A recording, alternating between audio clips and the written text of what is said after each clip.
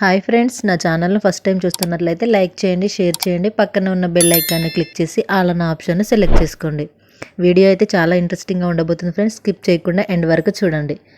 దీప అంటే నీకు ఇష్టమని అందుకే ముందు పరిచయం ఉన్న ఇంట్లో ఎవరికి చెప్పలేదు అని తన భర్త ఇబ్బంది పెడుతుంటే తనకి కూడా తెలియకుండా జైల్లో పెట్టావని కార్తీక్ని పారిజాతం నిలదీస్తుంది. కార్తీక్ పారు మీద సీరియస్ అవుతుంటే తనకు మొత్తం తెలుసని అనుకుంటాడు. నువ్వు లేనిపోని అనుమానాలు మనసులో పెట్టుకుని దీపను ఇంట్లో నుంచి వెళ్ళగొట్టాలి అని చూస్తున్నావు. ఈరోజు పాయసంలో మందు కలిపినట్టు ఆ రోజు దీప బ్యాగ్లో నువ్వే నక్లీస్ పెట్టించావు. మరి ఆలోచిస్తుంటే జ్యోత్స్న మనసు చెడగొట్టింది కూడా నువ్వే.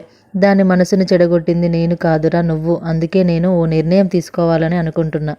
ఏం జరిగినా సరే నా మనవడికి మనవరాలి పెళ్లి జరగాలి అనుకుంటాను. మీ ఇద్దరి జీవితాలు కాపాడాలి అనుకుంటాను. ఈ పెళ్లి జరిగితే మా ఇద్దరి జీవితాలు నాశనం అవుతాయి. నేను జ్యోత్స్నాని పెళ్లి చేసుకోలేను. నా మరదలి జీవితం నాశనం అవ్వడం నాకు ఇష్టం లేదు. నా మనవడి జీవితం నాశనం చేస్తే జ్యోత్స్నాని పెళ్లి చేసుకోవడం ఇష్టం లేదు అని అందరికీ చెప్తాడు. నువ్వు అలా చెప్తే ఎవరి మనసులో పెట్టుకొని ఇదంతా చేస్తున్నావో నేను అది అందరికీ అర్థమయ్యేలా చెప్తాను. నువ్వు ఎంత మొండివాడివో నేను అంత మొండిదాన్ని సుమిత్ర. కూతుర్ని కాంచన కొడుకుని పెళ్లి జరుగుతుందని ఇది ఆ దేవుడు రాసిన రాత, గుర్తుపెట్టుకో. దీప హోటల్ దగ్గర అనసూయ ఆగి కడుపు నిండా తినేసి వెళ్తాను అని దీప చేసిన పనికి శోభ తినడం లేదు, ఎవరికి తిండి పెట్టడం లేదు అని ఆకలితో ఉండటం నా వల్ల కాదు అనుకొని లోపలికి వస్తుంది కడియం. ఏం కావాలి అడుగుతున్నావు? ఇక ఉప్మా తీసుకొని వచ్చి ఇస్తాడు అనసూయకి. తిని అది దీప చేసిన ఉప్మా ఉంది అని అంటుండు. కడియాన్ని ఎవరు చేశారు అని అడిగితే దీప చూపిస్తుంది. దీప దగ్గరకు ఉండడంతో అనసూయ భయపడుతూ వెళ్ళిపోతుంటే దీప ఆపి టిఫిన్ చేయమని అంటుంది. మనుషుల్ని వదిలేసిన టేస్ట్ గుర్తుపట్టి పేరు పలికారు. దీన్నే ఆప్యాయత బంధాలు అంటారని, అవి మీరు వదిలేసినా నేను ఇంకా పట్టుకొని తిరుగుతున్నానని అత్తకు చురకలు వేస్తుంది. ఇకపై మీరు ప్రశాంతంగా ఉండండి, నన్ను కూడా ప్రశాంతంగా ఉంచండి అని చెప్తుంది. బావ నీకు ఏం చెప్పాడు? నువ్వు చెప్తావా? నేను అడిగి తెలుసుకోవాలా? నేను అంటే ఇష్టం లేదు అని నేను గట్టిగా నిలదీస్తే బావ నాతో ఏదో చెప్పాలి అనుకుంటున్నాడు. సరిగ్గా టైంకి వచ్చి నన్ను పంపేశావు. చెప్పండి, పెళ్ళి ఎప్పుడు? వద్దు, రెస్టారెంట్ ఓపెనింగ్ తర్వాత చేసుకుంటా అన్నాడు. నువ్వు అబద్ధం చెప్తున్నావు. లేదంటే బావ ప్రయాణం చేసినప్పుడు ఎందుకు అంత ఆలోచిస్తాడు? కనీసం నవ్వలేదు కూడా. ఒక్కటి మాత్రం నిజం, వాడికి నువ్వంటే ఇష్టం